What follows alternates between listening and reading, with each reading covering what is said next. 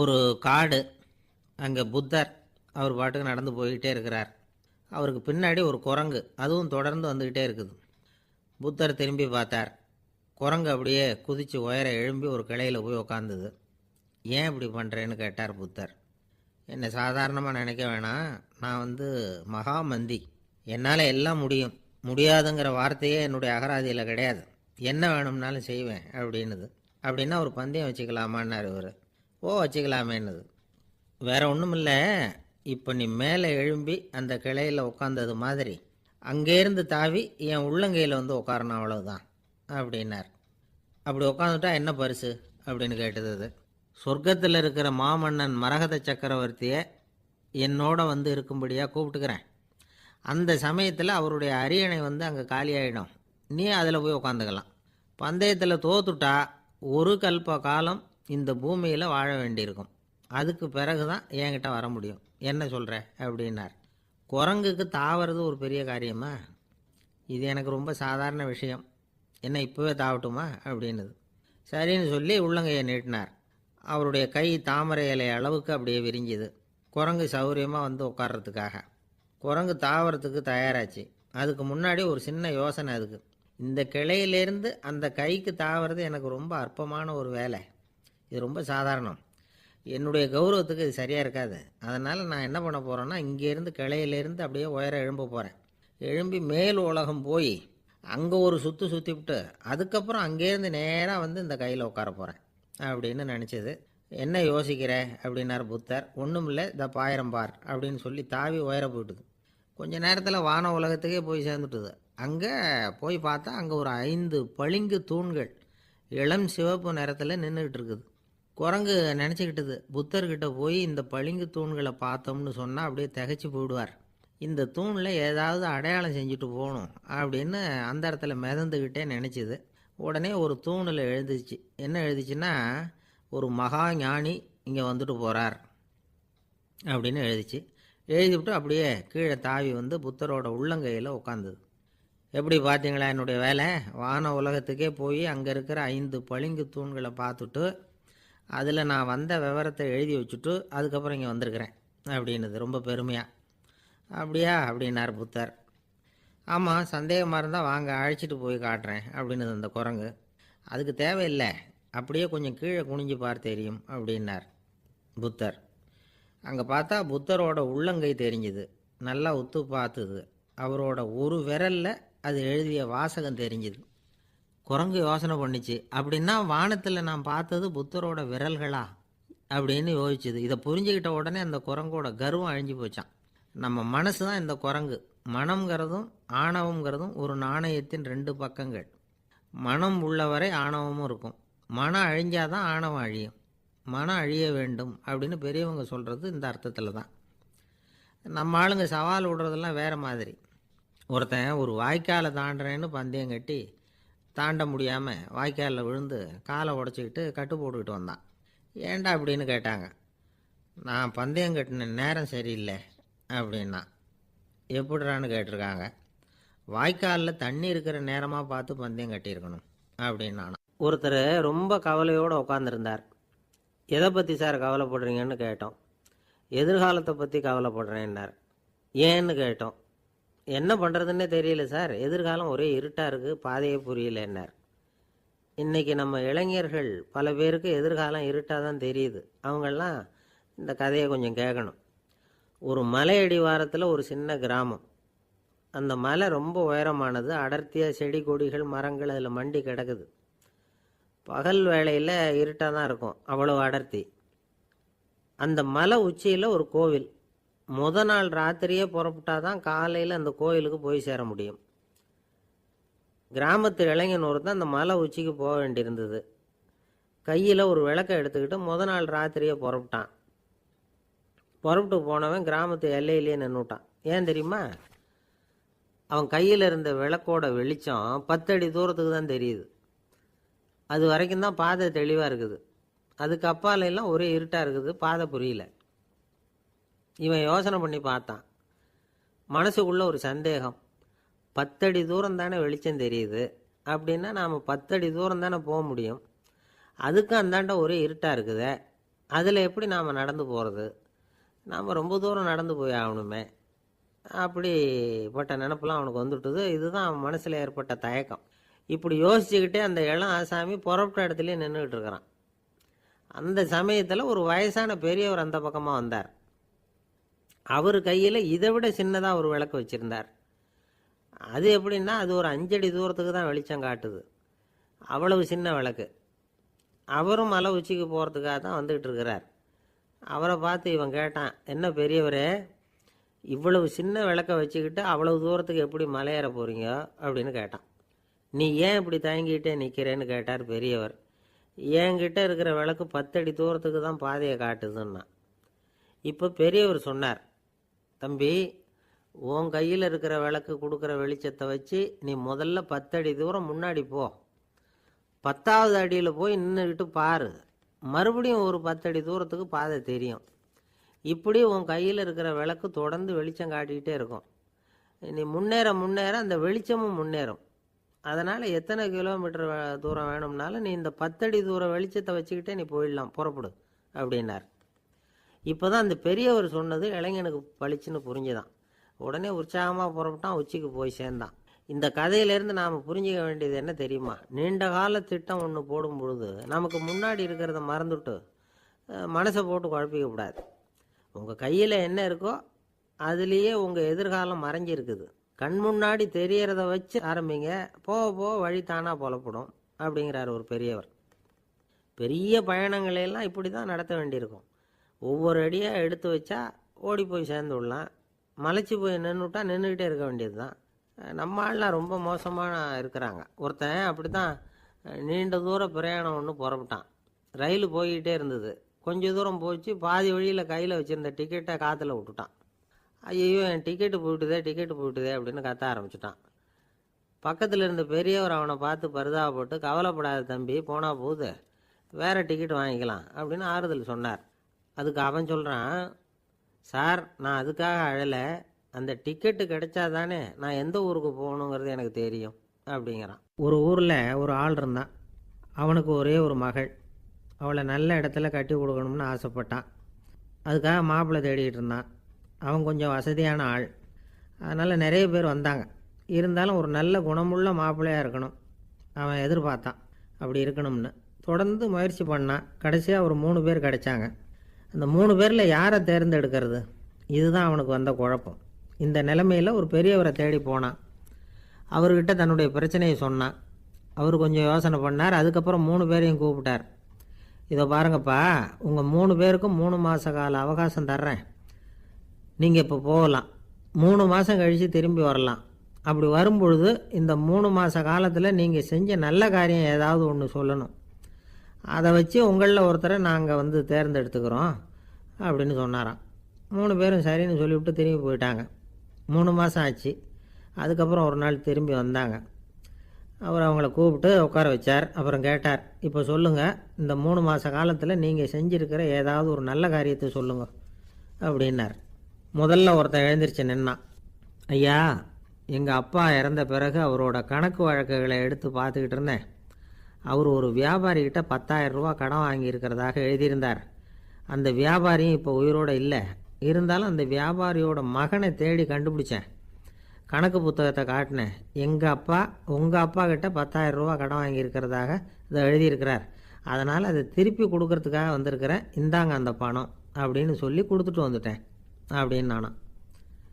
இதை பெரியவர் கவனமாக கேட்டுக்கிட்டார். அதுக்கப்புறம் 2வது இளைஞன் எழுந்திரிச்சான். ஐயா, நான் போன மாதம் ஒரு நாள் ராத்திரி வேளையில் ஒரு காட்டுப்பாதை வழியாக எங்கள் ஊருக்கு போய்கிட்டு இருந்தேன். அந்த சமயத்தில் அந்த வழியாக வந்துக்கிட்டு இருந்த ஒரு வழிப்போக்கர்கிட்ட 4-5 திருடர்கள் வம்பு வளர்த்து அவர்கிட்ட இருந்த பொருளையெல்லாம் கொள்ளையடிச்சிக்கிட்டு இருந்தாங்க. நான் உடனே ஒரு குச்சியை எடுத்துகிட்டு ஓடினேன். அந்த திருடர்களை அடித்து விரட்டினேன். பொருளையெல்லாம் மீட்டு அந்த வழிப்போக்கர்கிட்ட ஒப்படைச்சேன். அவரை பத்திரமா அழைச்சிக்கிட்டு போய் அவர் வீட்டில் விட்டுட்டு வந்தேன் அப்படின்னு நானும். இதையும் பெரியவர் கவனமாக கேட்டுக்கிட்டார்.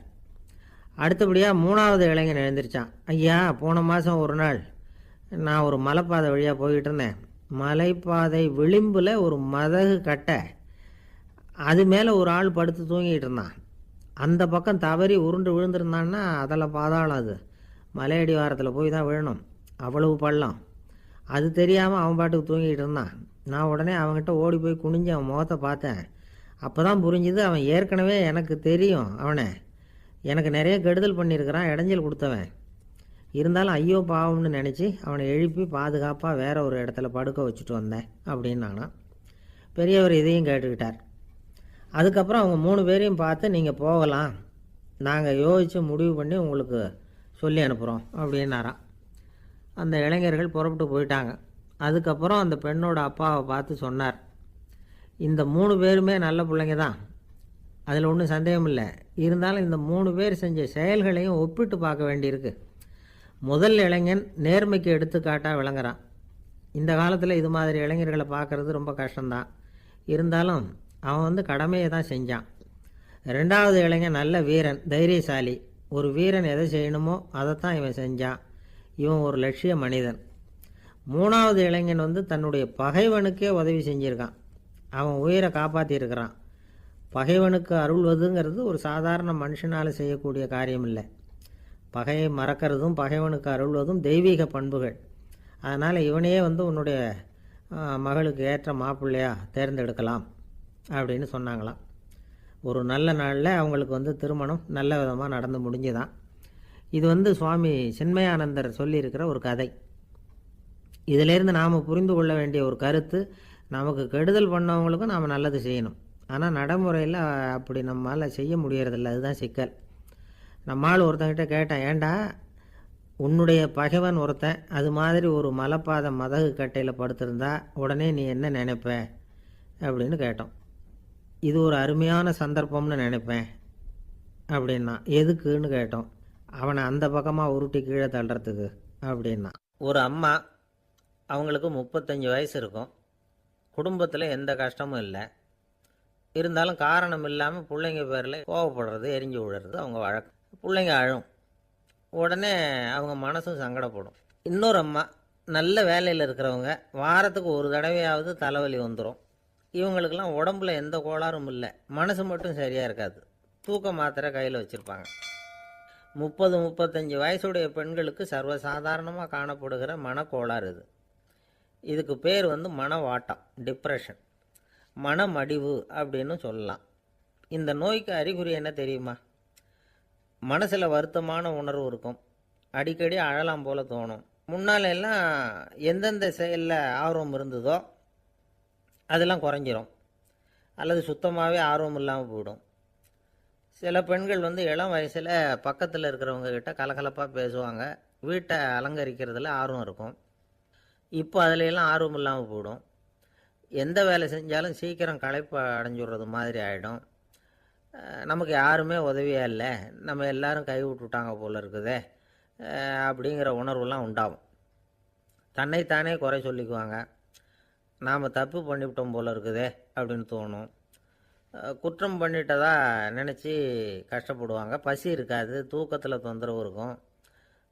அடிக்கடி செத்து போடலாங்கிற உணர்வு வரும். தற்கொலை பண்ணிக்கலாங்கிற எண்ணம் உண்டாகும். சில பேர் தற்கொலை முயற்சியில் கூட ஈடுபடுவாங்க. சில பேருக்கு பலவிதமான உடல் வலிகள் இருக்கும், பலவீனம் இருக்கும், சீக்கிரமாக களைப்படைஞ்சு போடுவாங்க. இதெல்லாம் மனவாட்ட நோய்க்கான தன்மைகள். இந்த மனவாட்டம், அதாவது டிப்ரெஷனை 2 வகையாக பிரிக்கலாமா. ஒன்று தானாக உண்டாக்கிக்கிறது, இன்னொன்று எதிர் விளைவை உண்டு பண்ணுகிற அல்லது நரம்பு சம்பந்தப்பட்ட டிப்ரெஷன்.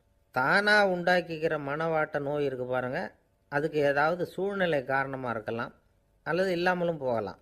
மூளையில் டொப்பாமைன் அல்லது செரட்டோனின் இதோட அளவு குறையும் பொழுது இந்த டிப்ரெஷன் உண்டாகுது.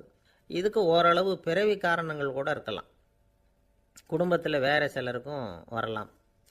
பாதிக்கப்பட்ட பெண்ணை பார்க்குறதுக்கு பலவீனமாக தெரியும், கடுமையான குற்ற உணர்வு இருக்கும், தனியாக இருக்கிறதுக்கு ஆசைப்படுவாங்க, நடு ராத்திரியில் எழுந்திரிச்சு உட்காந்து கஷ்டப்பட்டுக்கிட்டு இருப்பாங்க, கொடூரமான முறையில் தற்கொலை பண்ணிக்க முயற்சி பண்ணுவாங்க, தீ வச்சுக்கிறது, அமிலத்தை குடிக்கிறது, தூக்கில் தொங்குறது. இப்படி தானாக வரவழைச்சிக்கிற மனவாட்ட நோய் மறையக்கூடிய நோய்.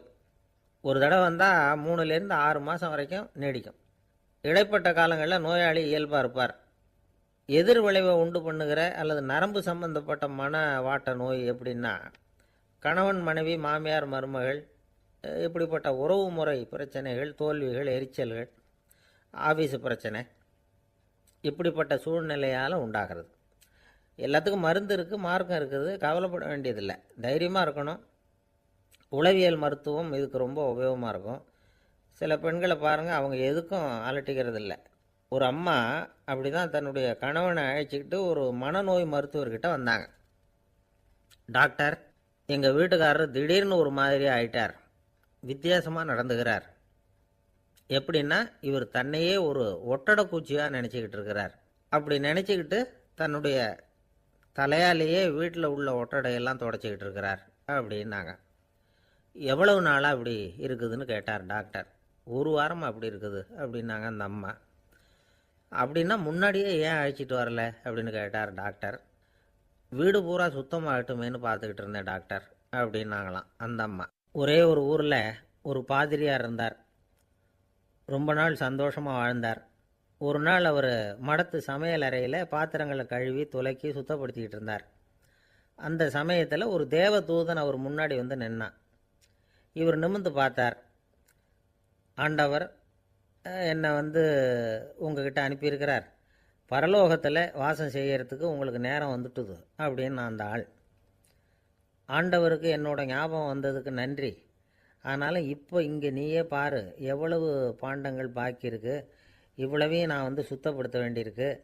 நான் நன்றி கெட்டவனாக இருக்க விரும்பலை. இந்த பணியை முடிக்கிற வரைக்கும் என்னுடைய பரலோக வாழ்வை தள்ளி வைக்க முடியுமா? நீ என்ன நினைக்கிற அப்படின்னு கேட்டார். தேவதூதன் தனக்கே உரிய விவேகத்தோட அன்போட பாதிரியாரை பார்த்தான். சரி, என்ன செய்யலாம்ங்கிறத அப்புறம் சொல்கிறேன் அப்படின்னு சொல்லிவிட்டு புறப்பட்டு போயிட்டான். ஒரு நாள் அந்த பாதிரியார் தோட்டத்தில் உள்ள களைகளை எல்லாம் ஒரு களை கொத்தியால் கொத்தி களை எடுத்துக்கிட்டு இருக்கிறார். அந்த சமயத்தில் இந்த தேவதூதன் மறுபடியும் அவர் முன்னாடி நிற்கிறான். பாதிரியார் பார்த்தார். இதை பாரு, இந்த தோட்டம் பூராவும் எவ்வளவு களை மண்டி கிடக்கு, பரலோகம் கொஞ்ச காலம் எனக்காக பொறுத்திருக்கலாம்னு நீ நினைக்கிறியா அப்படின்னு கேட்டார். தேவதூதன் சிரிச்சுக்கிட்டே மறுபடியும் மறைஞ்சிட்டான். மறுபடியும் அவர் களை எடுக்கிறது, தானிய களஞ்சியத்துக்கு வர்ணம் பூசுறது, இப்படிப்பட்ட வேலைகளில் ஈடுபட்டிருக்கார். இன்னொரு நாள் ஒரு மருத்துவமனையில் நோயாளிகளை கவனிச்சிக்கிட்டு ரொம்ப தீவிரமாக இருக்கிறார் அந்த பாதிரியார். ஒரு நோயாளியோட தாகத்துக்கு தண்ணீர் கொடுத்துட்டு நிமிர்ந்து பார்க்குறப்போ தேவதூதன் மறுபடியும் அவர் முன்னாடி நிற்கிறான். இந்த தடவை பாதிரியார் தன்னலமற்றவராக பேரன்பை காட்டக்கூடிய வகையில் தன்னுடைய 2 கைகளையும் உயர்த்தியபடி தேவதூதனின் கவனத்தை பிணியால் வாடக்கூடிய நோயாளிகளின் பக்கம் திருப்பினாராம். தேவதூதன் ஒன்றும் சொல்லலை, மறைஞ்சிட்டான். அன்னைக்கு சாயந்தரம் பாதிரியார் மடத்தில் உள்ள தன்னுடைய அறைக்கு போய் இளைப்பாறினார். யோசித்து பார்த்தார். தேவதூதனையும் தேவதூதனின் விருப்பத்தையும் பல நாள் தள்ளி போட்டு வந்ததையும் அவர் ரொம்ப நினச்சி பார்த்தார். திடீர்னு தான் முதுமை அடைகிறதையும் சோர்வு அடைகிறதையும் உணர்ந்தார். ஆண்டவரை நினச்சார். ஆண்டவரே, உம்முடைய தூதனை மறுபடியும் என்கிட்ட அனுப்புனா நான் சந்திக்கிறதுக்கு ஆவலாக இருக்கேன் அப்படின்னு சொல்கிறப்பவே தேவதூதன் பக்கத்தில் நின்னான். பாதிரியார் நிமிர்ந்து பார்த்தார். நீ இப்போவே என்னை அழைச்சிக்கிட்டு போக விரும்பினா நான் பரலோகத்துக்கு வர்றதுக்கு தயாராக இருக்கேன்னார். தேவதூதன் அந்த பாதிரியாரை அன்போடவும் விவேகத்தோடவும் பார்த்து, நீங்கள் என் கூட பரலோகத்துக்கு வர்ற தயாராக இருக்கிறதா சொல்கிறீங்க, ஆனால் நீங்கள் இது வரைக்கும் வேறு எங்கே இருந்ததா நினைக்கிறீங்க அப்படின்னானா. அப்படின்னா இது வரைக்கும் இருந்த இடம்தான் பரலோகம் அப்படிங்கிறத உணர்த்தியிருக்கிறான். பரலோகம்னா என்னென்னு புரிஞ்சுக்கிறதுக்கு இந்த சம்பவம் நமக்கு உதவியாக இருக்குது. தொண்டு செய்கிறத விட பெரிய செயல் வேறு எதுவும் இருக்க முடியாது. அது நம்ம மனசுக்கு கொடுக்குற சுகத்தை வேறு எதுவும் கொடுக்க முடியாது. நாம் தொண்டு செய்கிற இடம் தான் அந்த புண்ணிய இடம். ஆனால் இந்த காலத்துல எல்லாம் நாம் தொண்டு செய்யணும்னு நினச்சி ஏதாவது ஆரம்பித்தா கூட அதை ஒரு மாதிரியாக சுற்றி நின்று வேடிக்கை பார்க்க ஆரம்பிச்சிடுறாங்க. ஒரு பெரியவர் அப்படி தான் ஒரு தொண்டு செஞ்சுக்கிட்டு இருந்தார். ஒரு கோவில் கட்டிக்கிட்டு இருந்தாங்க. அதில் ஒரு இடத்துல ஒரு பலகையை வச்சு ஆணி அடிக்கிற வேலையை செஞ்சுக்கிட்டு இருந்தார் அந்த பெரியவர். ஒரு சின்ன பையன் அதை ரொம்ப ஊக்கமாக அக்கறையாக கவனிச்சிக்கிட்டு இருந்தான். பெரியவர் இதை கவனித்தார். என்னப்பா பார்க்குற, உனக்கும் இது மாதிரி தொண்டு செய்யணும்னு ஆசையாக இருக்கா அப்படின்னு கேட்டார். அதுக்கு அந்த பையன் சொல்கிறான், அப்படி இல்லைங்க, நீங்கள் ஆணி அடிக்கிறப்போ கையில் சுத்தியால் அடிச்சுக்கிட்டா எப்படி துடிப்பீங்க, எப்படி கத்துவீங்கன்னு தெரிஞ்சுக்கிறதுக்காக அதை பார்க்கணும்னு ஆசை, அதுக்காக தான் காத்துக்கிட்டு இருக்கேன் அப்படின்னு நானும். ஒரு ஊரில் ஒரு ஞானி இருக்கிறார். ரொம்ப பெரிய ஞானி, ரொம்ப வயசாகிட்டுது. கடைசி காலத்தில் அவர்கிட்ட சில பேர் வந்தாங்க. உங்கள் குரு யார் அப்படின்னு கேட்டாங்க.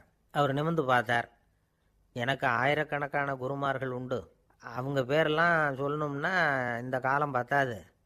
ஆனால் முக்கியமான ஒரு 3 பேரை பற்றி மட்டும் உங்களுக்கு சொல்கிறேன் அப்படின்னாராம். அப்புறம் சொன்னார், அந்த 3 பேரில் ஒருத்தன் ஒரு திருடன். ஒரு சமயம் ஒரு பாலைவனம் வழியாக நான் போய்கிட்டு இருந்தேன். அப்போது வழி தவறி போய் ஒரு கிராமத்துக்கு போயிட்டேன்.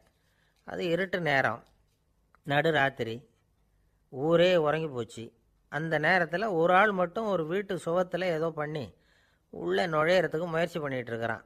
அவங்கிட்ட போய் நான் இன்றைக்கி இங்கே எங்கே தங்க முடியும் அப்படின்னு கேட்டேன். அதுக்கு அவன், இந்த ராத்திரி வேளையில் அது ரொம்ப சிரமம், ஒரு திருடனோட உங்களால் தங்க முடியும்னா நீங்கள் என்னோட தங்கலாம் அப்படின்னா. நான் அவங்க கூட 1 மாதம் தங்கியிருந்தேன். ஒவ்வொரு நாள் ராத்திரியும் இப்போ நான் என்னுடைய வேலைக்கு போகிறேன், நீங்கள் ஓய்வு எடுத்துக்கோங்க அப்படின்னு சொல்லிவிட்டு போவான். அவன் திரும்பி வந்த உடனே உனக்கு ஏதாவது கிடச்சிதான்னு நான் கேட்பேன். அதுக்கு அவன், இன்றைக்கி ராத்திரி ஒன்றும் இல்லை, நாளைக்கு மறுபடியும் முயற்சி பண்ணுவேன் அப்படின்பா. எப்பவும் அவன் நம்பிக்கை இழந்ததே கிடையாது, எப்பவும் சந்தோஷமாகவே இருப்பான். நானும் ரொம்ப காலமாக தியானம் பண்ணிக்கிட்டே இருந்தேன், ஒன்றுமே நடக்கலை. ஆனால் நான் என்ன பண்ணேன் தெரியுமா, மனசு வருத்தப்படும், நம்பிக்கை இழந்துருவேன். அப்போல்லாம் அந்த திருடனுடைய விடாமுயற்சி தான் ஞாபகத்துக்கு வரும். அதனால் அந்த திருடன் எனக்கு ஒரு குரு. என்னுடைய 2வது குரு யாருன்னா அது ஒரு நாய். இது எப்படின்னா, ஒரு சமயம் எனக்கு ரொம்ப தாகமாக இருந்தது. ஒரு நதியை நோக்கி போய்கிட்டு இருந்தேன். அப்போது ஒரு நாயும் வந்தது. அதுக்கும் தாகம். ஓடி வந்து ஆற்றை பார்த்தது. அதோட நிழல் வந்து ஆற்றுல தெரிஞ்சுது. அதை பார்த்ததும் பயந்துட்டுது. அதாவது அது தன்னுடைய சொந்த உருவத்தையே கண்டு பயந்தது. அதை பார்த்து குறைக்குது, திரும்பி ஓடிச்சு. ஆனால் அதுக்கு தாகம் அதிகமாக இருந்ததுனால அது மறுபடியும் திரும்பி வந்தது. பார்த்தா மறுபடியும் தண்ணியில் நாயோட உருவம் தெரியுது. இப்படி சில தடவை பண்ணிச்சு. இருந்தாலும் கடைசியில் தண்ணியில் குதிச்சுட்டுது துணிஞ்சி. இப்படி குதித்த உடனே அதோட உருவமும் மறைஞ்சுட்டுது. இதை பார்த்தேன். நான் என்ன புரிஞ்சுக்கிட்டேன்னா, எவ்வளவு தான் பயம் இருந்தால் கூட ஒருத்தன் தைரியமாக காரியத்தில் இறங்கணும் அப்படிங்கிறத புரிஞ்சுக்கிட்டேன். இந்த போதனை அந்த நாய்கிட்ட இருந்து எனக்கு கிடைச்சிது. இது ஒன்று. அடுத்தது என்னுடைய 3வது குரு யாருன்னா அது ஒரு சின்ன குழந்தை. நான் ஒரு சமயம் ஒரு நகரத்துக்கு போனேன். அங்கே ஒரு குழந்தை எரிகிற மெழுகுவத்தி ஒன்று எடுத்துக்கிட்டு வந்தது. நான் அந்த குழந்தைய பார்த்து வேடிக்கையாக கேட்டேன், ஏன் பாப்பா, இந்த மெழுகுவத்தியை நீயாவே கொளுத்துனியா அப்படின்னு கேட்டேன். ஆமான்னுது அந்த குழந்தை. சரி, இந்த மெழுகுவத்தி முன்னாடி எரியாமல் இருந்தது, இப்போ எரியுது. இந்த மெழுகுவத்திக்கு வெளிச்சம் எங்கேருந்து வந்தது, அதை எனக்கு காட்ட முடியுமா அப்படின்னு கேட்டேன் அந்த குழந்தைகிட்ட. இதுக்கு அந்த குழந்தை சிரிச்சுக்கிட்டு அந்த மெழுகுவத்தியை ஊதி அணைச்சுட்டுது. அதுக்கப்புறம் என்னை பார்த்து கேட்டுது, இப்போ இந்த மெழுகுவத்தியின் வெளிச்சம் போனதை பார்த்தீங்க இல்லையா, அது எங்கே போச்சுன்னு எனக்கு சொல்லுங்க அப்படின்னுது. அந்த குழந்தை இப்படி கேட்டதும் என்கிட்ட இருந்த ஆணவம் அழிஞ்சுட்டுது. நான் படித்ததெல்லாம் அந்த வினாடியில் சுக்கு நூறாக போயிட்டுது. என்னுடைய முட்டாள்தனத்தை நான் உணர்ந்தேன் அப்படின்னு இவ்வளவும் அந்த ஞானி விவரமாக சொன்னாராம். அதனால் நாம் இன்னார்கிட்டே இருந்து தான் இதை கற்றுக்கணுங்கிறது இல்லை, யாருக்கிட்டே இருந்தும் எதையும் கற்றுக்கலாம். நம்மால் ஒருத்தன் ஒரு நாய் வளர்த்துக்கிட்டு இருந்தான். அந்த நாய்க்கு வால் கிடையாது. யாரோ ஏற்கனவே வெட்டி எடுத்துட்டாங்க. இந்த நாய் தான் சார் எனக்கு குரு, அதுக்கிட்டே இருந்து கூட நான் பாடம் கற்றுக்கிட்டு இருக்கிறேன் அப்படின்னா. அப்படி என்ன கற்றுக்கிட்டேன் இந்த வால் இல்லாத நாய்கிட்டே இருந்து அப்படின்னு கேட்டோம். நாம் யாருக்கிட்டேயும் வாலாட்டக்கூடாது அப்படிங்கிற பாடத்தை அதுக்கிட்டே இருந்து தான் நான் கற்றுக்கிட்டேன் அப்படின்னா. ஒருத்தர் சிகரெட்டும் கையுமா வந்தார். சார், இந்த புகைப்பிடிக்கிற பழக்கத்தை நிறுத்தி போடணும்னு தான் பார்க்குறேன், முடியலேன்னார். புகைப்பிடிக்கிறத நிறுத்துறது ரொம்ப சுலபம் சார் அப்படின்னார் இன்னொருத்தர். எப்படி சொல்கிறீங்கன்னு கேட்டார் அவர். நான் கூட ஏற்கனவே 10 தடவை அந்த பழக்கத்தை நிறுத்தி இருக்கிறேன் சார் அப்படின்னார் இவர். இதிலேருந்து என்ன தெரியுது, புகைப்பழக்கத்தை திடீர்னு விட்டு விடுறதுங்கிறது ரொம்ப கஷ்டம்னு தெரியுது. இருந்தாலும் இது சம்பந்தமான ஆராய்ச்சி, அனுபவம், இது ரெண்டையும் அடிப்படையாக வச்சு சில வழிமுறைகளை சொல்கிறாங்க.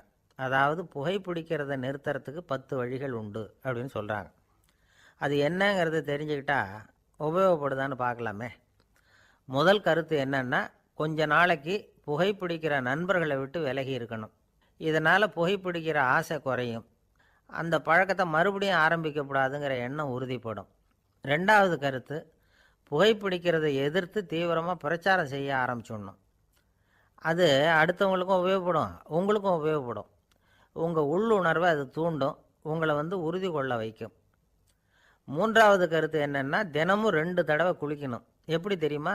முதல்ல வெது வெதுப்பான தண்ணீர், அப்புறம் குளிர்ந்த தண்ணீர், இப்படி மாறி மாறி குளிக்கணுமா. 4வது கருத்து, உடற்பயிற்சிகள் செய்யணும். மூச்சு வாங்குற மாதிரியான பயிற்சிகள் ரொம்ப நல்லதான். பிராணாயாமம் அப்படிங்கிற மூச்சு பயிற்சி ரொம்ப நல்லதுங்கிறாங்க. அப்புறம் 5வது கருத்து, சாப்பாடு மிதமாக இருக்கணும், சீராக இருக்கணும். பச்சை காய்கறிகள், பழங்கள் சாப்பாட்டில் சேர்த்துக்கலாம். அடிக்கடி கொஞ்சம் கொஞ்சமாக சாப்பிட்டு ரத்தத்தில் சர்க்கரையின் அளவை பராமரிக்கணும். இது நரம்புகளை அமைதிப்படுத்தும். 6வது கருத்து என்னென்னா, ரொம்ப நேரம் பசியோடு இருக்கக்கூடாது. புகைப்பிடிக்கிறத நிறுத்த முயற்சி செய்யும் பொழுது எடை குறைப்பு நடவடிக்கைகளை மேற்கொள்ளக்கூடாது.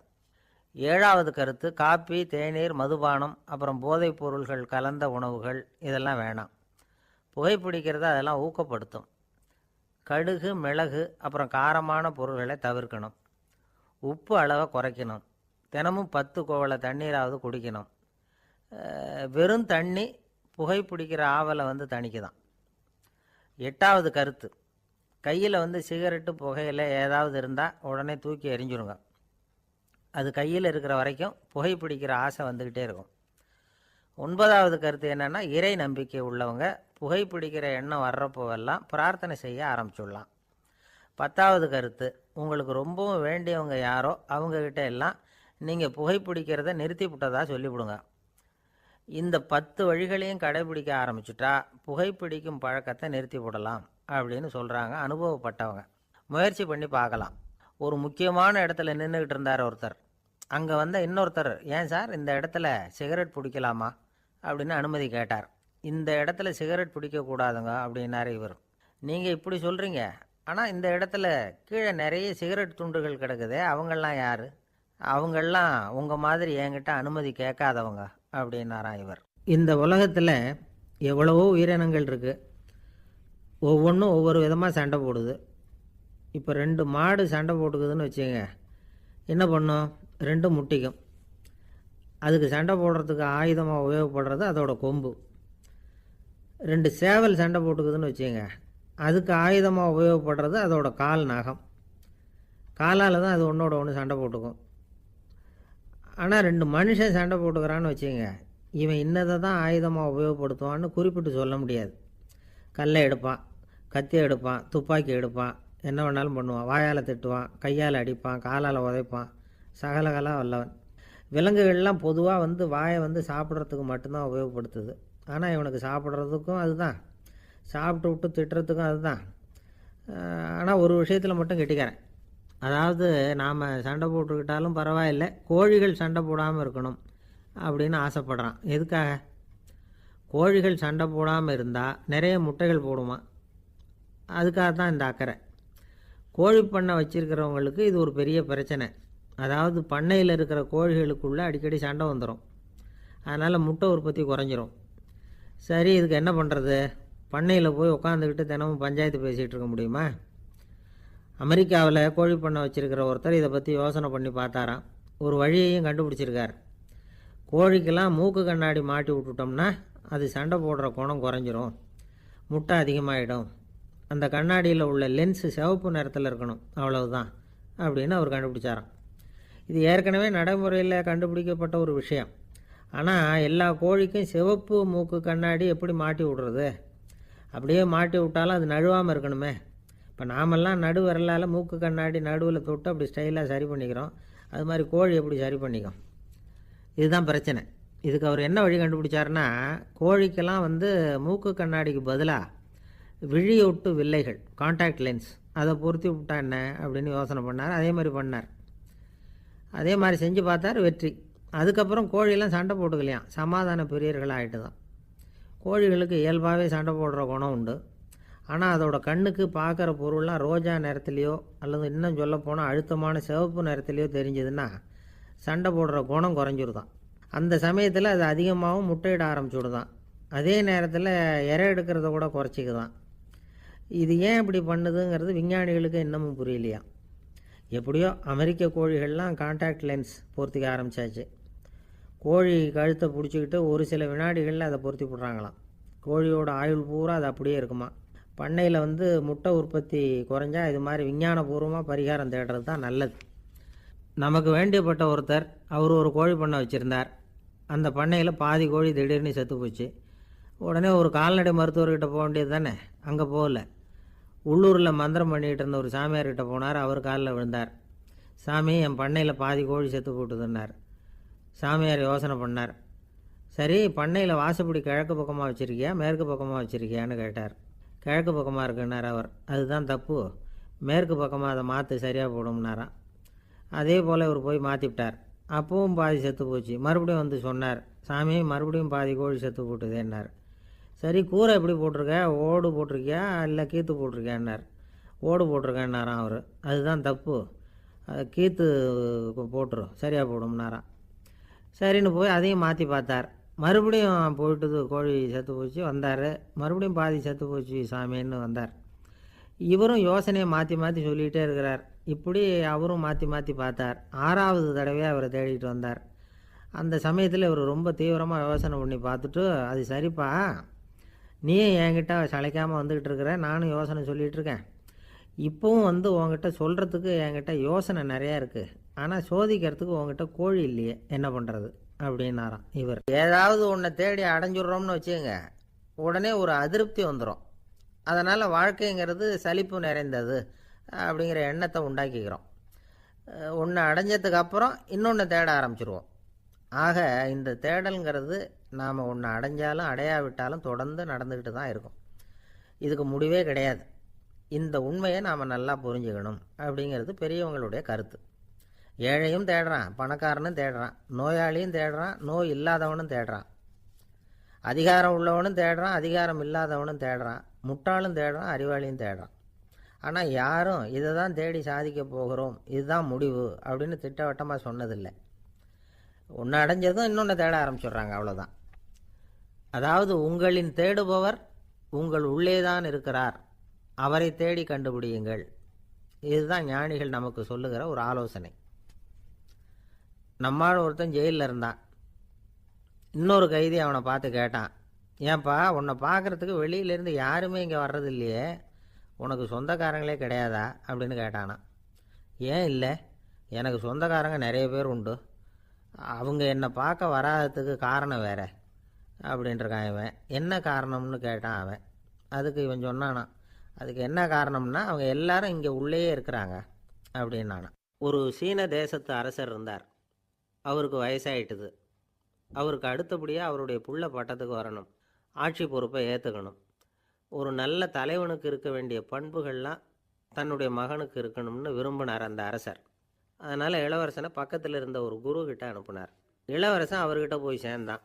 அந்த குரு என்ன பண்ணார் தெரியுமா, இவனை பார்த்து சொன்னார், இதை பாருப்பா, நீ என்ன பண்ணுற, இப்போவே பக்கத்தில் இருக்கிற காட்டுக்கு போ, நடுக்காட்டில் போய் ஒரு இடத்துல உட்காந்துக்கோ, அங்கே என்னென்ன சத்தம்லாம் உன் காதில் விழுதுன்னு கவனித்து கேளு, உன் காதில் விழுந்த ஓசைகள் என்னென்னங்கிறத என்கிட்ட வந்து சொல்லு, அதுதான் எனக்கு தெரியணும், உனக்கு வேலையும் அதுதான் அப்படின்னு சொல்லி அனுப்பி வச்சுட்டார். இளவரசன் காட்டுக்கு போனான். குரு சொன்னபடியே ஒரு இடத்துல உட்காந்து கவனித்து கேட்டான். அதுக்கப்புறம் குருக்கிட்ட திரும்பி வந்தான். என்னென்ன சத்தம்லாம் கேட்ட அப்படின்னு கேட்டார் குரு. குருவே, காட்டில் நான் பறவைகள் சத்தம்லாம் கேட்டேன், மிருகங்களின் ஓசையையும் கேட்டேன், இதை தவிர இடி மின்னல் மழை இதுகளோட சத்தத்தையும் கேட்டேன் அப்படின்னா. குரு யோசனை பண்ணார், நீ இன்னமும் சரியாக கேட்கல, அதனால் மறுபடியும் காட்டுக்கு போ, கொஞ்ச நாள் தங்கியிருந்து கேட்டுட்டு வா அப்படின்னார். இளவரசனுக்கு ஒன்றும் புரியல. இருந்தாலும் குருவின் கட்டளையாச்சே, மறுக்க முடியுமா? உடனே அவன் மறுபடியும் காட்டுக்கு போனான். ஒரு இடத்துல உட்காந்தான். கொஞ்ச நேரம் உன்னிப்பாக கவனித்து கேட்டான். சில நாள் கழித்து குருக்கிட்ட திரும்பி வந்தான். குருவே, இந்த தடவை சில துல்லியமான சத்தங்களை எல்லாம் கேட்டான். தேனீ பறக்கிற சத்தம், நீரோடையின் மெல்லிய ஓசை, இதெல்லாம் கேட்டேன்னா. குரு சிரித்தார். நீ மறுபடியும் காட்டுக்கு போ, இன்னும் சில நாள் அங்கே இரு, முழுமையாக கவனமாக கேட்டுக்கிட்டு வா அப்படின்னு சொல்லி அனுப்பி வச்சுட்டார். இளவரசனுக்கு குழப்பம் அதிகமாயிட்டுது. ஒன்றுமே புரியல. மறுபடியும் காட்டுக்கு போனான். மௌனமாக ஒரு இடத்துல உட்காந்துட்டான். அப்படியே தியானத்தில் ஆழ்ந்துட்டான். சில நாளில் அவனுக்கு இதுவரை கேட்காத ஓசைகள்லாம் கேட்க ஆரம்பிச்சிட்டுது. இதைத்தான் நான் கேட்கணும்னு என்னுடைய குரு எதிர்பார்த்துருக்கிறாருங்கிறத புரிஞ்சுக்கிட்டான். உடனே குருக்கிட்ட ஓடனான். குருவே, இந்த தடவை காதுகளுக்கு கேட்க முடியாத சில ஓசைகளை கூட என்னால் உணர முடிஞ்சுது. பூ மலருகிற ஓசை, சூரியனால் பூமி சூடாகிறப்போ எழுகிற ஓசை, காலை பனித்துளி இந்த புல்லுலாம் குடிக்கிற ஓசை, இது எல்லாம் என்னால் நல்லா கேட்க முடிஞ்சுது அப்படின்னா. குருவுக்கு இப்போ தான் திருப்தி ஏற்பட்டு தான். இளவரசனை பார்த்து சொன்னார், இதை பாருப்பா, இப்போ தான் நாட்டை ஆளுகிற தகுதி உனக்கு வந்திருக்குது அப்படின்னு சொல்லி அதுக்கு விளக்கமும் கொடுத்தாராம். எந்த அரசன் தன்னுடைய மக்களின் எதையும் பேசுகிற மௌன மொழியை மௌன வார்த்தைகளை கேட்குறானோ அவன்தான் ஆள தகுதி உள்ளவன். எந்த அரசன் தன்னுடைய மக்களின் உணர்ச்சிகளை உண்மையாக உணர்றானோ அவன்தான் முதன்மையான அரசன். போலி வார்த்தைகளை மட்டும் கேட்டுட்டு பல மௌன ராகங்களை காதில் வாங்கிக்காதவன் அரசனே இல்லை. எந்த நாட்டில் எப்போ ஒரு அரசன் தன்னுடைய மக்களின் உணர்ச்சிகளை கேட்க மறுக்கிறானோ அன்னையிலேருந்தே அந்த நாடு அழிய தொடங்குது அப்படின்னு அர்த்தம். இதுதான் அந்த குரு இளவரசனுக்கு போதிச்சது. வாயால் பேசுகிறத மட்டும் கேட்டு ஏமாறப்படாது, உணர்ச்சிகளையும் கேட்குறதுல தான் மனப்பக்குவம் உண்டாகும். மக்கள் உணர்ச்சிகளை புரிந்து கொள்ளாத அரசர்கள் நீடிச்சிருக்க முடியாது. அது மாதிரி நாடுகளில் அடிக்கடி குழப்பம் தான் உண்டாகும். அப்படி இருந்தால் அடிக்கடி ஆட்சி மாறிக்கிட்டு இருக்கும். அப்படிப்பட்ட ஒரு தேசம், அங்கே ஒரு சிறைச்சாலையில் 3 கைதிகள் பேசிக்கிட்டு இருந்தாங்க. ஒருத்தன் சொன்னான், நான் இந்த நாட்டு ராஜாவை எதிர்த்து பேசிக்கிட்டு இருந்தேன், அதனால் என்னை பிடிச்சி கொண்டாந்து இங்கே போட்டுட்டாங்க அப்படின்னா ஒருத்தன். இன்னொருத்தன் சொன்னான், நான் இந்த நாட்டு ராஜாவை ஆதரித்து பேசிக்கிட்டு இருந்தேன், அதனால் என்னை பிடிச்சி கொண்டாந்து இங்கே தள்ளிவிட்டாங்க அப்படின்னா. அது சரி, நீ என்ன தப்பு பண்ண அப்படின்னு சொல்லி 3வது ஆளை பார்த்து இவங்க கேட்டாங்க. அதுக்கு அந்த ஆள் சொல்கிறான், நான் தான் இந்த நாட்டு ராஜா அப்படின்னானா. ஒரு ஆசாமி வேகமாக ஓடிக்கிட்டு இருந்தான். ஏன் இப்படி ஓடுறேன்னு கேட்டார் இன்னொருத்தர். அங்கே ஒரு ஆள் அடிபட்டு கிடக்கிறான், அதை பார்த்தேன், உடனே ஓடுறேன்னா. எங்கேன்னு கேட்டார். ஆஸ்பத்திரிக்குன்னா. ஒரு ஆள் அடிபட்டு கிடக்கிறத பார்த்தா உடனடியாக நாம் செய்ய வேண்டியது முதல் உதவி, அதுக்கப்புறம் தான் ஆஸ்பத்திரி. இன்றைக்கி விபத்துங்கிறது சர்வசாதாரணமாக நடந்துக்கிட்டு இருக்குது. வாகன விபத்து, வெடிகுண்டு விபத்து, தீ விபத்து, கட்டடம் சரியறது, பூகம்பம், இப்படி நிறைய நடக்குது. ஒரு விபத்தை பார்த்துட்டா நம்மளில் பல பேர் நமக்கு என்னத்துக்கு வம்புன்னு ஒதுங்கி போயிடுறதும் உண்டு. சில பேர் துணிஞ்சு கிட்ட போய் உதவி செய்கிறதும் உண்டு. அப்படி உதவி செய்ய நினைக்கிறவங்களுக்கு உபயோகப்படுற தகவல் இது. விபத்தில் காயமடைஞ்சவங்களை 3 பிரிவாக பிரிக்கலாமா. முதல் வகை கொஞ்சம் சீரியஸானது, உயிருக்கு உடனே ஆபத்து தரக்கூடியது. மூளை காயம், முகம், கழுத்து காயங்கள், இருதயம், நுரையீரல் காயங்கள், வயத்தில் உள்ளுறுப்பு காயங்கள், அதிகப்படியான இரத்தப்போக்கு, இதனால எல்லாம் பாதிக்கப்பட்டிருந்தால் அது முதல் வகை அப்படின்னு நாமளே மனசுக்குள்ளே முடிவு பண்ணிக்கணும். இவங்களுக்கெல்லாம் உடனடியாக முதல் உதவி கொடுக்கணும். தாமதப்படுத்தாமல் ஆஸ்பத்திரிக்கு கொண்டுகிட்டு போயிடணும். இப்படி கொஞ்சம் எச்சரிக்கையாக நடந்துக்கிட்டால் அவங்களில் பல பேரை காப்பாற்றி போடலாம். 2வது வகை எப்படின்னா, முதல் உதவி விரைவாக கிடைச்சா உயிர் பிழைக்கக்கூடிய மார்பு காயங்கள், கைகால் எலும்பு முறிவு, இடுப்பு முதுகெலும்பு காயம், சீரான இரத்த சேதம், இப்படிப்பட்டவங்களை 2வது வகையாக பிரிக்கணும். ஆபத்து இல்லாத சிராய்ப்புகள், சிறு காயங்கள், இரத்த உறைவுகள், இதனால் பாதிக்கப்படுறவங்க 3வது வகை. ஒருத்தர் தலையில் அடிபட்டு நினைவு விழுந்துட்டார்னு வச்சுங்க, அவருக்கு வாந்தி வர்றதுனால புறையேறி மூச்சு அடைப்பு உண்டாகும்.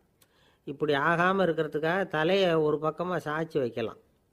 நாடி துடிப்பையும் இதய துடிப்பையும் தொட்டு பார்க்கணும். அது குறைஞ்சிருந்தாலும் சரி, நின்று இருந்தாலும் சரி, அவர் மார்பை நிமிஷத்துக்கு 80 தடவை உள்ளங்கையால் அழுத்தி இதய துடிப்பை மீட்கிறதுக்கு உதவி பண்ணணும். கழுத்தில் காயம்பட்டாலும் ஆபத்து அதிகம். கழுத்துக்கு அடியில் ஒரு துண்டை மடித்து வைக்கலாம். 2 பக்கமும் சின்ன தலையணை அல்லது துணி மடிப்புகளை வச்சு கழுத்தை அதிகமாக அசையாமல் பார்த்துக்கலாம். முதுகெலும்பு முறிஞ்சிருக்குமோ அப்படிங்கிற சந்தேகம் இருந்ததுன்னா அவரை அதிகமாக அசைய விடக்கூடாது. அதிகமாக அசைஞ்சால் தண்டு இடத்துல பாதிப்பு ஏற்பட்டு கைகால் விளங்காமல் போயிடும். அவரை ஒரு கனமான போர்வை இல்லைன்னா பாயில் படுக்க வச்சு 4 பேர் மெதுவாக தூக்கி மருத்துவ உதவிக்கு அனுப்பி வைக்கலாம். கையெலும்பு முறிஞ்சிருந்தால் முறிஞ்ச பாகத்தை உடம்போடு சேர்த்து அசையாமல் கட்டிவிடலாம். கால் எலும்பு முறிஞ்சிருந்தால் மற்ற காலோட சேர்த்து கட்டிவிடலாம். முறிஞ்ச பாகம் தொங்காமல் பார்த்துக்கணும், அப்போ தான் வீக்கம் உண்டாகாமல் இருக்கும். வெட்டு காயம், குண்டடிப்பட்ட காயம், இதிலெல்லாம் இரத்தப்போக்கு அதிகமாக இருக்கும். ரத்தம் வெளியேற ஆபத்து அதிகம். சுத்தமான துணியை பல மடிப்புகளை மடித்து காயத்தின் மேலே வச்சு அழுத்தமாக ஒரு 10 நிமிஷம் பிடிச்சிக்கணும். ரத்தம் நின்ன உடனே காயத்துக்கு கட்டு போடலாம். சில சமயம் காயம்பட்ட பாகத்தை உயரமாக தூக்கி பிடிச்சிக்கிட்டா தான் ரத்த கசிவு நிற்கும். இந்த விவரங்களையெல்லாம் கொஞ்சம் மனசில் வாங்கி வச்சுக்கிட்டோம்னா சமயத்தில் உதவும். ஏன்னா இந்த காலத்தில் விபத்து எந்த ரூபத்தில் எப்போ வரும்னு யூகிக்கவே முடியல. நண்பர் ஒருத்தர் சொன்னார், நேற்றுக்கு பாருங்கள் சார், என் கண்ணு முன்னாடியே ஒரு சின்ன விபத்து நடந்ததுன்னார். என்னன்னு விசாரித்தோம். ஒரு பஸ்ஸில் வந்துக்கிட்டு இருந்தேன். அந்த பஸ்ஸில் பின்பக்கம் படி ஓரமாக நின்றுக்கிட்டு இருந்த ஒருத்தர் ரோட்டில் விழுந்துட்டார். டிரைவர் அதை கவனிக்கலை, நிறுத்தாமல் அவர் பாட்டுக்கு போகிறாருன்னார். கண்டக்டர் உடனே விசில் கொடுத்து பஸ்ஸை நிறுத்த வேண்டியது தானே அப்படின்னோம். அதுதான் சார் முடியாமல் போச்சுன்னார் அவர். ஏன்னு கேட்டாங்க. தவறி கீழே விழுந்ததே அந்த கண்டக்டர் தான் சார் அப்படிங்கிறார். ஒரு நண்பர் அவர்கிட்ட பேசிக்கிட்டு இருந்தேன். மனித உறவுகள் பற்றி அவர் சொல்லிகிட்டு இருந்தார். அமெரிக்காவில் தந்தை மகன் உறவு எப்படி இருக்குது அப்படிங்கிறத விளக்கறதுக்கு அவர் ஒரு கதையை சொன்னார். ஒரு அப்பா பகல் பூராவும் அலுவலகத்தில் வேலை, ஓடி ஆடி உழைச்சிக்கிட்டு களைச்சி போய் ராத்திரி 10 மணிக்கு மேலே வீடு திரும்பினான். வீட்டு வாசலில் அவரோட மகன் காத்துக்கிட்டு இருக்கிறான். இன்னமும் தூங்கலை. அப்பாவை வாசல்லையே தடுத்து நிறுத்தி, அப்பா உனக்கு சம்பளம் எவ்வளவு அப்படின்னு கேட்குறான். ஏற்கனவே ஆஃபீஸு பிரச்சனைகளால் அலுத்து போய் திரும்புகிற அப்பாவுக்கு கோவம் வந்துடுது. என்னடா இப்படிலாம் கேளுன்னு உங்கள் அம்மா உனக்கு சொல்லி கொடுத்தாளா அப்படின்னு சொல்லிவிட்டு உள்ளே போய் சட்டையை கட்டி மாட்டிவிட்டு குளிச்சுவிட்டு மறுபடியும் வெளியில் வந்து உடையை மாற்றுகிற சமயம் அப்போ மறுபடியும் மகன் உள்ளே வந்து நிற்கிறான் அவர் முன்னாடியே. அப்பா உனக்கு எவ்வளவு சம்பளங்கிறான் மறுபடியும். அப்பாவுக்கு எரிச்சல் அதிகமாகிட்டுது. மணிக்கு $20 போதுமா அப்படின்னார். அப்படின்னா எனக்கு ஒரு $10 தர முடியுமான்னா மகன். இதுக்கு தான் என் சம்பளம் எவ்வளவுன்னு கேட்டியா? 2ஆம் வகுப்பு படிக்கிற உனக்கு எதுக்குடா $10 அப்படின்னு கத்திவிட்டு தொலைக்காட்சி பெட்டியின் முன்னாடி போய் உட்காந்துக்கிட்டு ஏதோ நிகழ்ச்சியை பார்க்க ஆரம்பிச்சிட்டார். கொஞ்ச நேரம் கழித்து மறுபடியும் மகன் வந்து நிற்கிறான். அப்பா ப்ளீஸ் எனக்கு ஒரு $10 கொடுக்க முடியுமா? மகனுடைய கண்களில் கண்ணீர். என்னடா அவன் கண்ணீரை காட்டி காரியம் சாதிக்கலாம்னு பார்க்குறியா? ஒரு காசு கூட கொடுக்க மாட்டான் போ அப்படின்னு விரட்டி விட்டான். மகன் கண்ணீரை தொடச்சிக்கிட்டே கண்ணை தொடச்சிக்கிட்டு பேசாமல் போய் படுத்துக்கிட்டானா. கொஞ்ச நேரம் ஆச்சு. அப்பாவோட கோபம் கொஞ்சம் கொஞ்சமாக குறைஞ்சிது. பிள்ளைகிட்ட கோபமாக கத்துனது தப்பு தாங்கிறது புரிஞ்சுது அவனுக்கு. எழுந்திரிச்சு போனான், படுக்கை இறக்கி போனான். மகனை பார்த்தான். அவன் தலையணையை கட்டி பிடிச்சிக்கிட்டு அழுதுகிட்டு இருக்கிறான். அவனை மெல்ல நெருங்கி அவங்ககிட்ட எதமாக பேசுகிறதுக்கு ஆரம்பித்தானான். எதுக்குடா உனக்கு $10 பள்ளிக்கூடத்தில் கேட்டாங்களா அப்படின்னு கேட்டானான். மகன் சொல்லியிருக்கான், இல்லை டாடி, உனக்கு 1 மணி நேரம் சம்பளம் $20ன்னு சொன்னேன். நீ ஏற்கனவே எனக்கு கொடுத்த பாக்கெட் மணி $10 என்கிட்ட இருக்குது. இப்போ நீ இன்னொரு $10 கொடுத்தீங்கன்னா அதையும் சேர்த்து $20 ஆகிடும். அந்த $20 நான் உனக்கு கொடுத்துருவேன். அப்படி கொடுத்தா நீ என் கூட 1 மணி நேரம் செலவழிப்ப இல்லையா? அதுக்காக தான் $10 கேட்டேன் அப்படின்னு சொன்னானான். அந்த அப்பா கண்ணு கலங்கி போச்சான். ஆதரவோடு தன்னுடைய மகனை கட்டி பிடிச்சி அழ ஆரம்பிச்சிட்டாராம். இதுதான் நண்பர் சொன்ன கதை. அமெரிக்கா மட்டும் இல்லை, உலகம் பூராவும் இன்றைக்கி மனித உறவுகள் இப்படி தான் மாறிட்டு இருக்கு. பெரியவர்கள் அறிவுரை என்ன தெரியுமா? உங்கள் குழந்தைகளிடமிருந்து குழந்தை பருவத்தை பிரித்து விடாதீர்கள் அப்படிங்கிறது தான். அதாவது இன்றைய குழந்தைகள் தங்கள் பிருந்தாவனத்தை இழந்து விடுகிறார்கள் அப்படிங்கிறது அவங்களுடைய கருத்து. இந்த நிலைக்கு நாம் காரணமாக இருந்துடக்கூடாது. குழந்தைகளோட விளையாடுவோம், குடும்பத்தோடு உறவாடுவோம் அப்படிங்கிறது தான் நம்முடைய நோக்கமாக இருக்கணும். இன்றைய உறவு முறைக்கு இன்னொரு உதாரணம் சொல்லுவாங்க. ஒருத்தர் வந்தாராம். அவர் பக்கத்தில் ஒரு சின்ன பையன். நாம் அவரை விசாரிக்கிறோம், யார் இந்த பையன் அப்படின்னா அவர் சொல்கிறார், இவன் எனக்கு தூரத்து உறவு அப்படின்னாராம். இந்த தூரத்து உறவுன்னா எப்படின்னு இருக்கான். இதுக்கு அவன் சொல்லியிருக்கிறான், இவன் எங்கள் அப்பாவுக்கு 8வது புள்ள அப்படின்னானான். ஒரு ஊரில் ஒரு பெரிய ஞானி இருந்தார். அவர் படுக்கையில் இருந்தார். இன்னும் கொஞ்சம் நேரம்தான் அவர் இந்த உலகத்தில் இருக்க போகிறார்.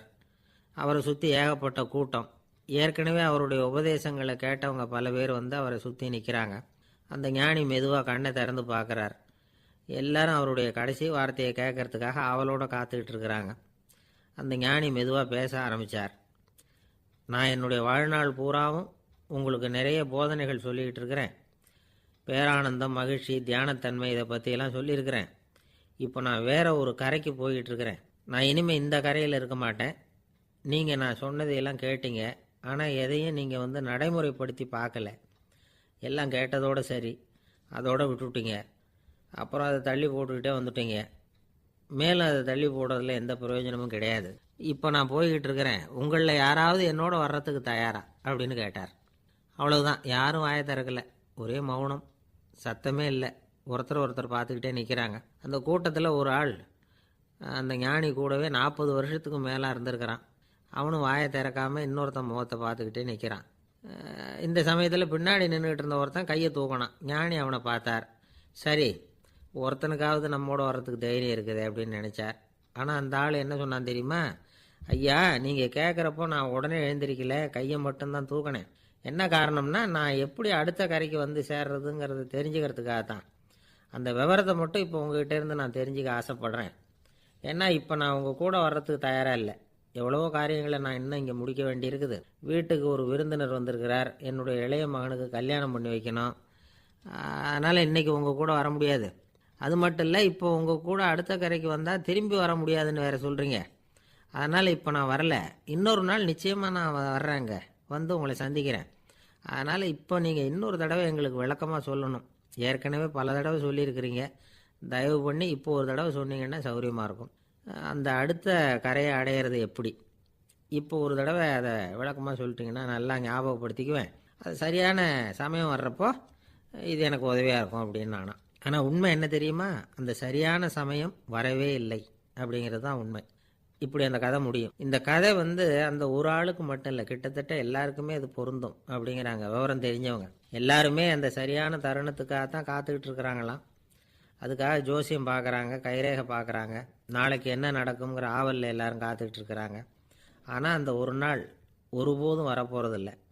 நீங்கள் தள்ளி போடுறதுக்காக பல அர்த்தமில்லாத காரணங்களை தேடுறீங்க அப்படிங்கிறார் ஒரு ஞானி. காத்திருக்கிறதுலேயே நம்ம காலம் ஓடி போயிடுது. ஏன்னா இன்றைக்கி நாம் சிந்திக்கிறது நாளைக்கு நாம் சிந்திக்கிறது இல்லை. ஒவ்வொரு நாளும் ஒவ்வொரு மாதிரி போயிடுது. நாளைக்கு மறுநாளை பற்றியே சிந்திக்கிறோம். இப்படியே அது பாட்டுக்கு போயிடும். கரையை தொட்டு பார்க்குறது எப்போ, இதுதான் கேள்வி. நமக்கு வேண்டியப்பட்ட ஒருத்தர் ஒரு ரயில்வே பிளாட்ஃபாரத்தில் நின்றுட்டு இருக்கிறார். அங்கே இருக்கிறவங்ககிட்ட கேட்குறாராம், விசாரிக்கிறார். ஏங்க கிழக்க போகிற ரயில் போயிட்டுதுங்களான்னாராம். போயிட்டுதுன்னு இருக்கிறாங்க. கொஞ்ச நேரம் கழித்து ஏங்க மேற்க போகிற ரயில் போயிட்டுதுங்களான்னு கேட்டிருக்காரு. போயிட்டுதுங்களான்ட்ருக்காங்க. அப்புறம் கொஞ்சம் நேரம் கழித்து மறுபடியும் ஏங்க 10:30 மணி வண்டி போயிட்டுதான்னு கேட்டிருக்காரு. தொடர்ந்து காலையிலேருந்து சாயந்தரம் வரைக்கும் இப்படி ஒரே இடத்துல நின்றுட்டு கேட்டுக்கிட்டே இருக்கிறார். இதை பார்த்துக்கிட்டு இருந்த ஒருத்தர் அவர்கிட்ட ஏங்க நீங்கள் எங்கே போகணும் அப்படின்னு கேட்டாராம். இவர் மெதுவாக சொன்னாராம், இந்த ரயில்வே லைனை தாண்டி அந்த பக்கம் போகணும் அப்படின்னாராம். நம்பிக்கை இல்லைன்னா இந்த உலகத்தில் நாம் நடமாடவே முடியாது. அவநம்பிக்கையோடு இருந்துக்கிட்டு இருந்தால் என்றைக்கும் அவஸ்தை தான். நாம் நம்புறது நடக்குதோ இல்லையோ அது வேறு விஷயம். ஆனால் எதையும் நம்பி தான் நாம் அடி வைக்க வேண்டியிருக்கு. வேறு ஒன்றும் வேணாம், ஒரு லாட்ரி சீட்டு வாங்குகிறோம். அது எங்கே நமக்கு விழப்போகுது அப்படிங்கிற அவநம்பிக்கையோடவா வாங்குகிறோம்? பரிசு நமக்கு தான் அப்படிங்கிற நம்பிக்கை உள்ளூர இருக்கிறதுனால தான் அதை வாங்குகிறோம். இருந்தாலும் முடிவு வேறு மாதிரி ஆகிடுது. அதுக்காக மனசு சோர்ந்து போகிறதில்ல. அடுத்த மாதமும் சீட்டு வாங்குகிறோம். இந்த நம்பிக்கை தான் மனித வாழ்க்கைக்கு ஆதாரம். ஒரு கடையில் போய் டீ சாப்பிட்றீங்க. அந்த டீ நல்ல டீ தானா, அதில் விஷம் கலந்துருக்குமா அப்படிங்கிற சந்தேகம் வந்துட்டுதுன்னு வச்சுங்க. அதுக்கப்புறம் அதை எப்படி நீங்கள் சாப்பிட முடியும்? நம்பி தான் சாப்பிட்ணும். ரயில் ஒழுங்காக போய் சேருங்கிற நம்பிக்கை இருக்கிறதுனால தான் அதில் ஏறி உட்காடுறோம். லெட்டர் ஒழுங்காக போய் சேருங்கிற நம்பிக்கை இருக்கிறதுனால தான் பெட்டியில் போடுறோம்.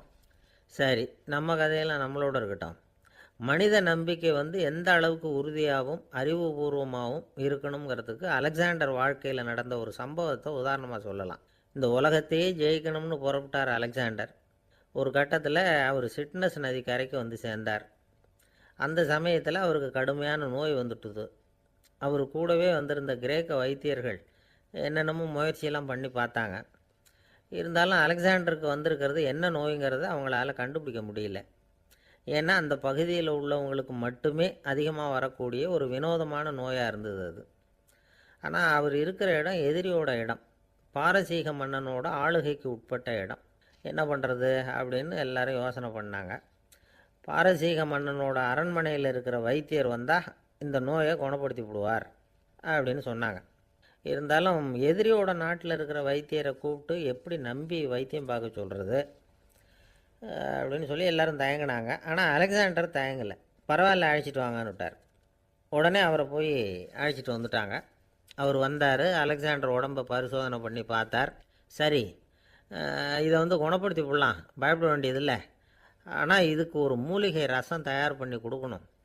நான் போய் அதை தயார் பண்ணிக்கிட்டு 2 நாளில் திரும்பி வந்துடுறேன் அப்படின்னு சொல்லிவிட்டு போனார் அந்த வைத்தியர். அதே மாதிரி 2 நாளில் திரும்பி வந்தார் மூலிகை ரசத்தோட.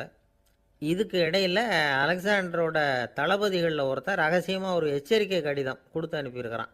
அதை வாங்கி என்ன விஷயம்னு பார்த்தார். இப்போ உங்ககிட்ட வந்திருக்கிற எதிரி நாட்டு வைத்தியரை நம்பாதீங்க, அவன் கொண்டுகிட்டு வந்திருக்கிற மூலிகை ரசத்தில் விஷம் கலந்துருக்குது அப்படின்னு அதில் எழுதியிருக்கு. அதை பார்த்தார் அலெக்சாண்டர். இருந்தாலும் கொஞ்சம் கூட அலட்டிக்கலை.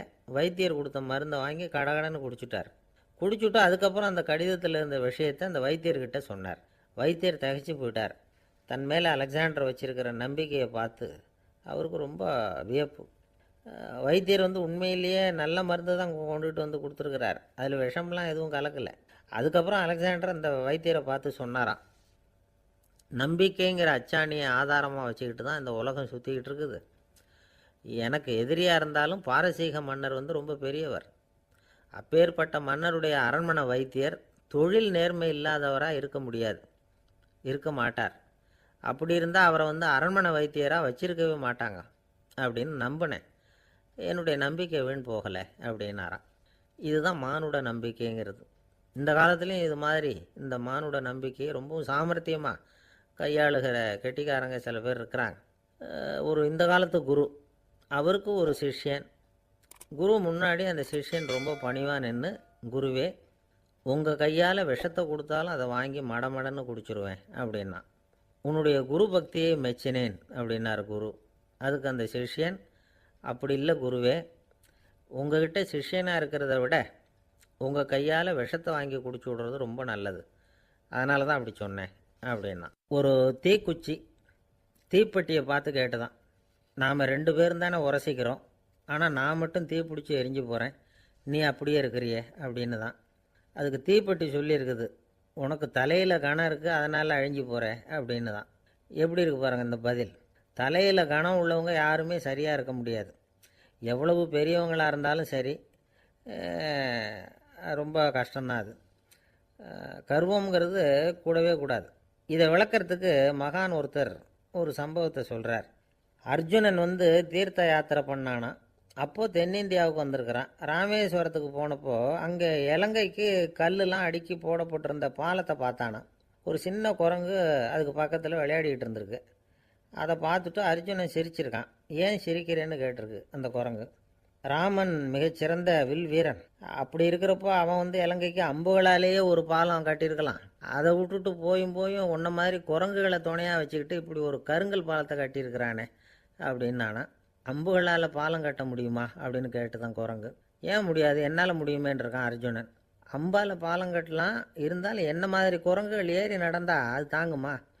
அதனால தான் ராமர் வந்து கருங்கல் பாலமே கட்டினார் அப்படின்றது குரங்கு சொல்லிச்சான். அப்படியே சொல்கிற, நான் வேணும்னா இப்போ அம்புகளாலேயே ஒரு பாலத்தை கட்டுறேன், நீ அது மேலே ஏறி நடந்து பார். பாலம் விழுந்துட்டுதுன்னா நான் தீ மூட்டி அதில் குதித்து உயிர் தியாகம் பண்ணி விட்றேன் அப்படின்னு நான் ரொம்ப கோபமாக. உடனே அந்த சின்ன குரங்கு பெரிய உருவம் எடுத்துட்டு தான் கையில் கதையோடு அர்ஜுனன் முன்னாடி நிற்கிறான் அனுமன். பார்த்தா, என்னுடைய தலைவர் ராமரையா இழிவாக பேசுகிற, நீ இப்போ பாலம் கட்டு, நான் என்னுடைய பலத்தை காட்டுறேன் அப்படின்னு அனுமன். அர்ஜுனன் வந்து தன்னுடைய காண்டிபத்தை எடுக்கிறான், சரமாரியாக அம்புகளை விடுறான். அதெல்லாம் ஒன்றோட ஒன்று கோத்துக்கிட்டு அப்படியே பாலம் மாதிரி நிற்கிது. அர்ஜுனன் தலை நிமிர்ந்து நின்னான். அனுமன் வந்து உயர கிளம்பி அங்கேருந்து பாலத்தில் வந்து பொத்துன்னு இறங்கினான். பாலம் அப்படியே நொறுங்கி போச்சு தூள் தூளாக. என்ன அர்ஜுனா, இப்போ என்ன செய்ய போகிற அப்படின்னு நான் ஏளனமா. அர்ஜுனன் தலையை தொங்க போட்டுக்கிட்டான். சொன்னபடி தீ மூட்டி அதில் குதிக்கிறதுக்காக 3 தடவை சுற்றி வந்தான். அப்போது கிருஷ்ணர் அங்கே வந்தார். என்ன அர்ஜுனா, என்ன நடக்குது, என்ன இது அப்படின்னு ஒன்றும் தெரியாத மாதிரி கேட்டார். அர்ஜுனன் வாயை திறக்கிறதுக்கு முன்னாடி அனுமன் வாயை திறந்தான், நடந்ததை சொன்னான். அர்ஜுனன் சவால் விட்டபடி உயிர் திறந்தே ஆகணும்னா அனுமன். கிருஷ்ணர் யோசனை பண்ணார். நல்லது, இந்த சவால் விட்டதுக்கும் நடந்ததுக்கும் யார் சாட்சி? பெரிய ஒருத்தரை சாட்சியாக வச்சுக்கிட்டல்லவா நீங்கள் இந்த போட்டியை நடத்தியிருக்கணும் அப்படின்னார். அதனால் என்ன, இப்போ மறுபடியும் அந்த போட்டியை நடத்திவிட்டா போச்சு, என்னால் அந்த அம்பு பாலத்தை நொறுக்க முடியாதா அப்படின்னு அனுமன். சரி, இப்போ மறுபடியும் அது நடக்கட்டும்னார் கிருஷ்ணர். அர்ஜுனன் அம்பு பாலம் அமைச்சான். அனுமன் ஏறி குதிச்சான். பாலம் அசைஞ்சு கொடுக்கவே இல்லை, அவ்வளோ உறுதியாக இருக்குது. இப்போ அனுமன் தலையை குனிஞ்சிக்கிட்டான். அர்ஜுனன் நன்றியோடு நிமிர்ந்து பார்த்தான். கிருஷ்ணருடைய தோள்கள்லேயும் முதுகள்லேயும் ரத்தம். என்ன சுவாமி, என்ன நடந்ததுன்னு நான் பதறி போய், உன் அம்பு பாலத்தை நான் தான் முட்டு கொடுத்து தாங்கிக்கிட்டு இருந்தேன். அனுமன் குதித்தப்போ என் மேலே ஏற்பட்ட காயங்கள் இவை. பின்ன உன்னுடைய அம்பு பலத்தினாலேயா பாலம் நின்றுதுன்னு நினைக்கிற அப்படின்னாராம்.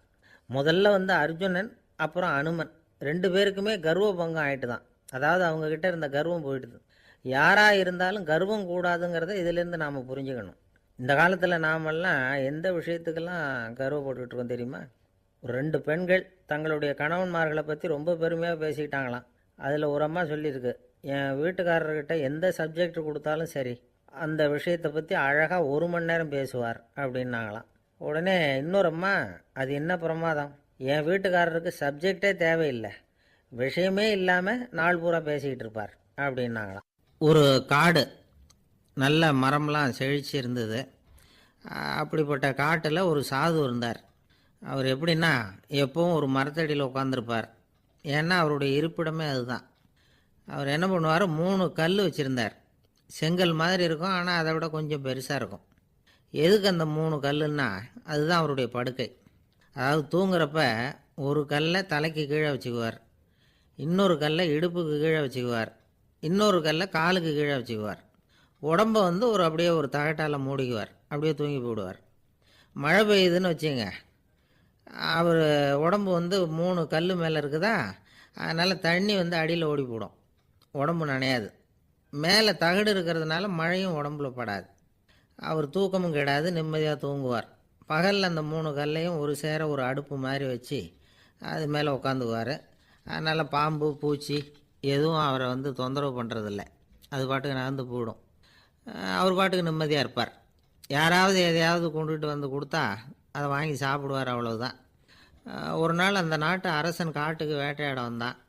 அந்த வழியாக வந்தப்போ இந்த சாது படுத்துருக்கிறத பார்த்தான், பரிதாபப்பட்டான். ஐயோ பாவம், இவர் இப்படி இந்த கல் மேலே உடம்பை வச்சுக்கிட்டு தூங்குறாரு, என்ன பாடுபடுவார், இவரை நாம் வந்து அரண்மனைக்கு அழைச்சிட்டு போய் சுகமாக நிம்மதியாக இருக்கிறதுக்கு வழி செஞ்சு கொடுப்போம், அது ரொம்ப நல்லாயிருக்கும் அப்படின்னு நினச்சான்.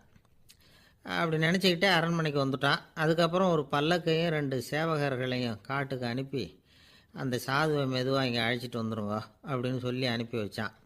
இவங்க போய் அவர்கிட்ட விவரத்தை சொன்னாங்க. எனக்கு என்னத்துக்கு அரண்மனை வாசம் அப்படின்னார். இருந்தாலும் மன்னர் உத்தரவு, நீங்கள் அவசியம் வரணும் அப்படின்னாங்க இவங்க. சரின்னு சொல்லிவிட்டு வேறு வழி இல்லாமல் புறப்பட்டார். புறப்படும் பொழுது என்ன பண்ணார்னா, மறக்காமல் அந்த 3 கல் ஒரு தகடு அதையும் எடுத்து பல்லக்கில் வச்சுக்கிட்டார். என்னத்துக்கு இதையெல்லாம் எடுத்து வைக்கிறாரு அப்படின்னு சொல்லி அவங்க யோசனை பண்ணாங்க. இருந்தாலும் அதை பற்றி ஒன்றும் கேட்கல. பேசாமல் அவரை அழைச்சிட்டு போய் அரண்மனையில் விட்டுட்டாங்க. அரசன் ஓடி வந்தான், வரவேற்றான், அறுசுவை உணவு படைத்தான். அவர் படுக்கிறதுக்கு தங்க கட்டில், பட்டு மெத்தை, இப்படி எல்லாம் ஏற்பாடு பண்ணி வச்சான். இங்கே படுத்து ஓய்வு எடுத்துக்குங்க அப்படின்னு சொல்லிவிட்டு அவன் பாட்டு போயிட்டான். மறுநாள் காலையில் வந்து பார்க்குறான், சாது படுத்துருக்கிறார். எப்படி தெரியுமா, அந்த பட்டு மெத்தை மேலே 3 கல்லையும் வச்சு வழக்கம் போலவே அது மேலே படுத்துருக்கிறார், அதுக்கு மேலே தகடு. அரசன் பார்த்துட்டு அதிர்ச்சி ஆயிட்டான். என்ன சுவாமி இப்படி அப்படின்னா, சாது சொன்னார், எனக்கு வந்து தேவையும் இல்லை குறையும் இல்லை, எல்லா இடத்துலையும் எனக்கு ஒரே மகிழ்ச்சி தான் அப்படின்னார். மகிழ்ச்சிங்கிறது தங்க கட்டிலேயோ பட்டு மெத்தையிலேயோ இல்லை, அது வந்து மனசில் இருக்கிற ஒரு விஷயம். உண்மையான மகிழ்ச்சிக்கு வழி வந்து மனப்பக்குவம் அப்படிங்கிறது அந்த அரசனுக்கு புரிஞ்சுதான். இந்த காலத்தில் ஒரு சாமியார், அவரை தேடி ஒரு சீடன் வந்தான். என்னாச்சு தெரியுமா, சுவாமி எனக்கு நிம்மதி வேணும், அதுக்கு என்ன வழின்னு கேட்டான். சாமியார் நிமிர்ந்து பார்த்தார். அப்புறம் சொன்னார், நீ ஏகப்பட்ட பேர்கிட்ட கடன் வாங்கியிருக்கிற, அதையெல்லாம் திருப்பி கொடுத்தா தான் உனக்கு நிம்மதி கிடைக்கும்னார். இவனுக்கு ஆச்சரியம். அது எப்படி சாமி, அவ்வளவு கரெக்டாக நான் கடன் வாங்கினதை கண்டுபிடிச்சிங்க அப்படின்னா, உனக்கு கடன் கொடுத்து சாமியாராக போனதே நான் தான்ப்பா, அதனால தான் இந்த கதிக்கு வந்தேன், என்கிட்டயே வந்து நிம்மதிக்கு வழி கேட்குறிய, அதுதான்டா வேதனை அப்படின்னாராம் அவர். ஒரு குரு, இளம் சீடர்கள் எதிரில் உட்காந்துருக்கிறாங்க. குரு பாடம் நடத்திக்கிட்டு இருக்கிறார். சீடர்களுக்கு ஒரு ஆசை, அதாவது ஒரு முக்கியமான மந்திரத்தை நம்ம குருநாதர்கிட்ட இருந்து கற்றுக்கணும் அப்படிங்கிறது அவங்க ஆசை. அது என்ன மந்திரம்னா, இறந்தவரை உயிர்ப்பிக்கக்கூடிய புனித மந்திரம், அதாவது செத்தவங்களுக்கு மீண்டும் உயிர் உண்டாக்குகிற மந்திரம். குருவே தயவு பண்ணி அந்த மந்திரத்தை எங்களுக்கு உபதேசிக்கணும் அப்படின்னு கேட்டாங்க. அது ரொம்ப ஆபத்தானது, அது என்னத்துக்கு உங்களுக்கு வேண்டாமேன்னாராம் குரு. எங்களுடைய நம்பிக்கை வந்து உறுதிப்படுறதுக்காகத்தான் கேட்குறோம், வேற ஒன்றும் இல்லை அப்படின்னாங்களாம் சீடர்கள். பக்குவப்படாத அறிவுங்கிறது ரொம்ப ஆபத்தானது அப்படின்னாராம் குரு. இது சீடர்களுக்கு புரியல. அது எப்படிங்க பக்குவப்படாத அறிவு ஆபத்தானதுன்னு சொல்கிறீங்க, அப்படின்னா என்ன அப்படின்னு கேட்டிருக்காங்க சீடர்கள். குரு அதுக்கு விளக்கம் கொடுத்தாராம். அந்த மந்திரத்தை எப்போ பயன்படுத்தணுங்கிறது முக்கியம், அதை அறியக்கூடிய ஞானம் ஏற்படுகிற வரைக்கும் அதை தெரிஞ்சுக்காமல் இருக்கிறது தான் நல்லது, இல்லைன்னா ஆபத்துன்னாராம். ஆனால் அந்த சீடர்கள் அதை கேட்குற மாதிரி இல்லை. ரொம்ப பிடிவாதம் பண்ண ஆரம்பிச்சிட்டாங்க. சரி வாங்க சொல்கிறேன்னார் குரு. எல்லாரும் வந்தாங்க. அந்த புனித மந்திரத்தை அவங்களுக்கு ரகசியமாக உபதேசம்